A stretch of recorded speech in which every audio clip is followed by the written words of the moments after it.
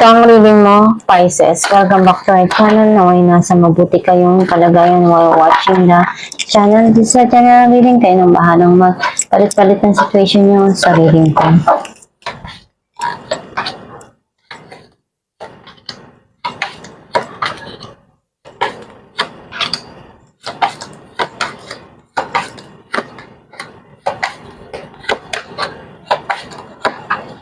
At the bottom of the deck, the Tower. I feel like yung energy mo, nasisense ko na may mga bagay na nangyayari ngayon sa buhay mo na nagkakaroon ng pagbabago. And kung ano man yung mga nangyari sa nakaraan na hindi mo nagustuhan and nagkaroon doon ng pagtatapos, kailangan lang talaga natin na matutunan na i-balanse at alamin ko ano pa yung dapat mong maiambag o magawa na paraan sa mga dumarating sa buhay mo. Ang mensahe ng card mo, may mga sitwasyon na naguguluhan ka pa, hindi ka makaalis doon, nahihirapan kang kalimutan yun. May mga gumugulo sa isipan mo, sa sarili mo, and you're trying to remove hanggat kaya mo yung sarili mo dun sa sitwasyon na yun. And andun yung may mga gusto kang sabihin, ipaliwanag kung ano yung sa tingin mo para sa'yo, yun yung tama, or linawin. Andun yung clarity na gusto mong ibigay dun sa sitwasyon na yun. And some of you pwedeng someone na gustong makipag-usap sa'yo.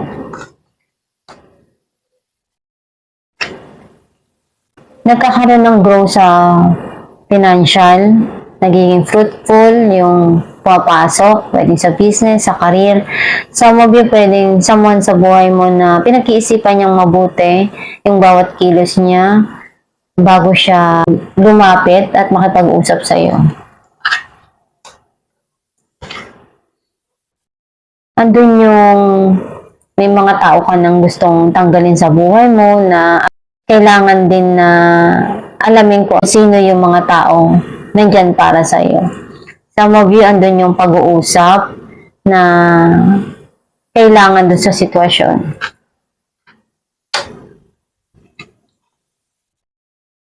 Pagmamahal na alam mong walang katapat, walang kapalit, binibigay mo yun sa mga taong mahal mo o dun sa taong talagang minahal mo ng totoo. At minahal ka rin naman niya. Or pwedeng pagmamahal na binibigay mo sa sarili mo.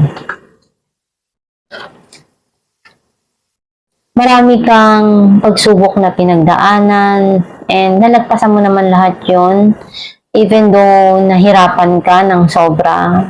Pero alam mo naman kung paano mo i-handle yung mga sitwasyon.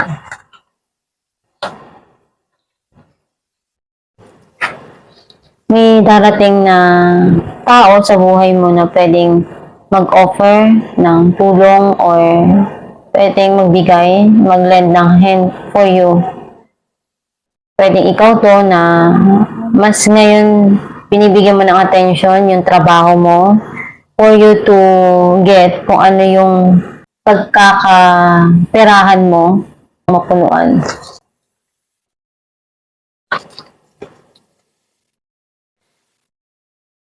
Sometimes andun yung sadness na nararamdaman mo and you're trying to beg, nagdarasal ka na makalimutan mo or maiwaksin mo yung kalungkutan sa puso mo.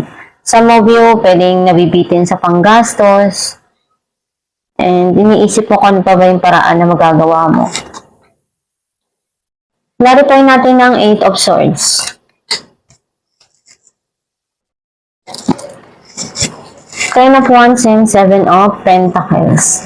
Nakikita ako dito na nahihirapan kang kumawala dun sa obligasyon na naiatang sa balikat mo. Binigay mo lahat ng makakaya mo, ginawa mo lahat ng may bibigay mo na tulong or effort doon.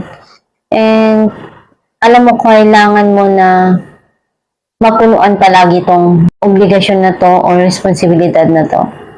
Some of you, alam mo kung ano yung dapat mong gawin na mai-release yung sarili mo dun sa mga bagay na gumugulo ngayon sa isipan mo.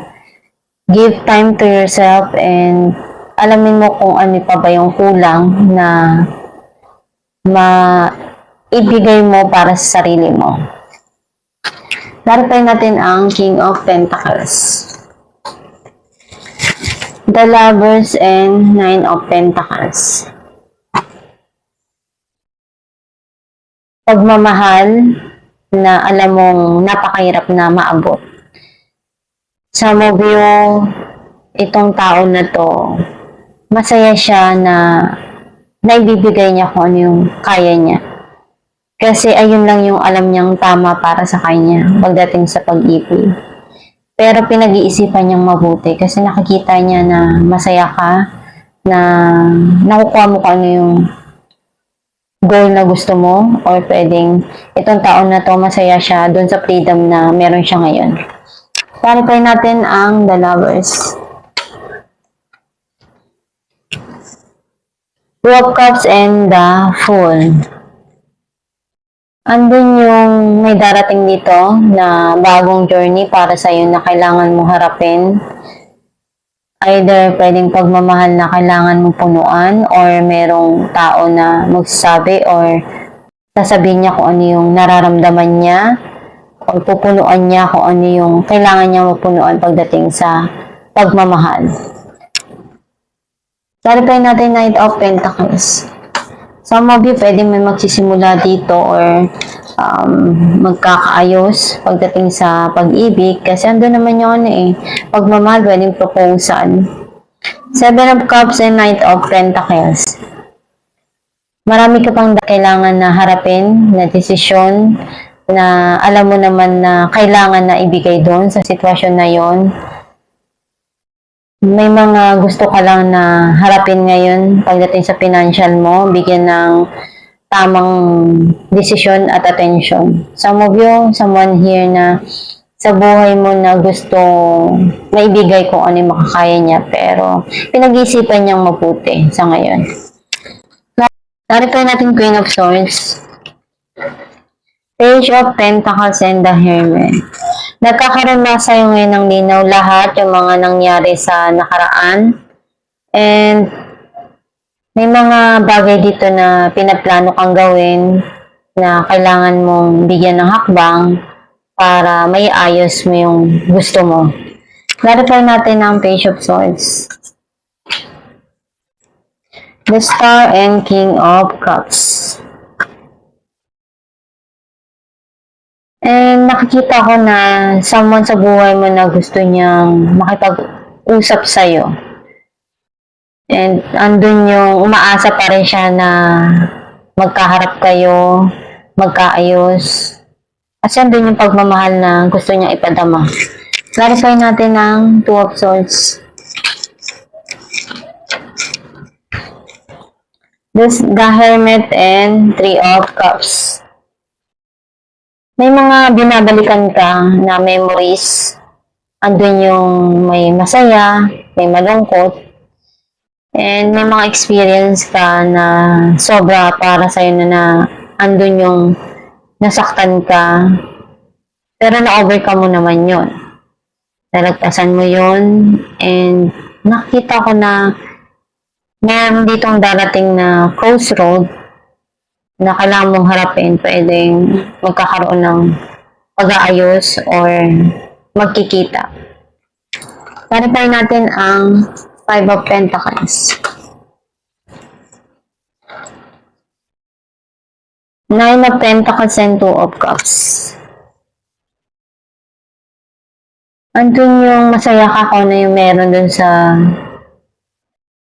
buhay mo ngayon. Kumbaga, kung ano yung nakukuha mo. And mas pinupunuan mo yung makakaya mo para sa sarili mo na pagmamahal.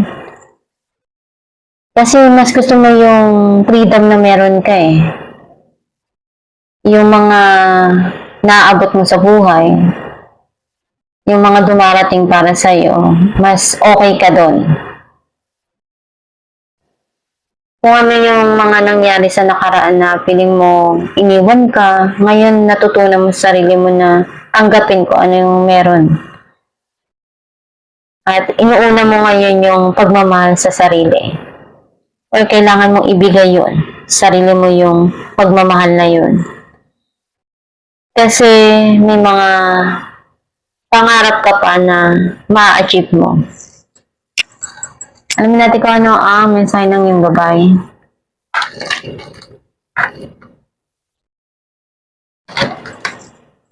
Ground yourself.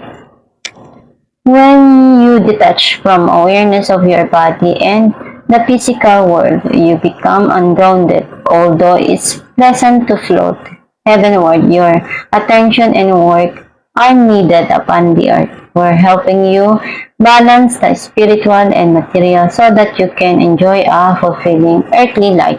Ang mensahe ng yung gabay na kailangan mo na i-detach din yung sarili mo dun sa mga bagay na nagpapahirap sa puso mo, sa isipan mo, kung ano man yung negative na nararamdaman mo na nangyayari sa iyo sa ngayon. You need to remove yourself para alam mo yung ipahinga rin yung katawan mo, yung isipan mo. Magdasal ka lang palagi para ma-achieve mo pa yung gusto mong mangyari sa buhay mo at magkaroon ka ng harmony and peace of mind sa buhay mo. And gawin mo lang yung makakaya mo sa mga dumarating na sitwasyon o binibigay sa'yo ng Diyos Ama, ng gabay mo at ng universe para pag dumating na yung tamang panahon na handa ka na uli na harapin yung mga darating pa para sa'yo, is alam mo na i-handle yung sarili mo. Basta maging positibo lang doon sa mga pananaw sa buhay para yun din yung outcome na darating sa'yo. At itong yung reading, Pisces, kung nakaresonate ka kayo, comment down below. Thank you for watching.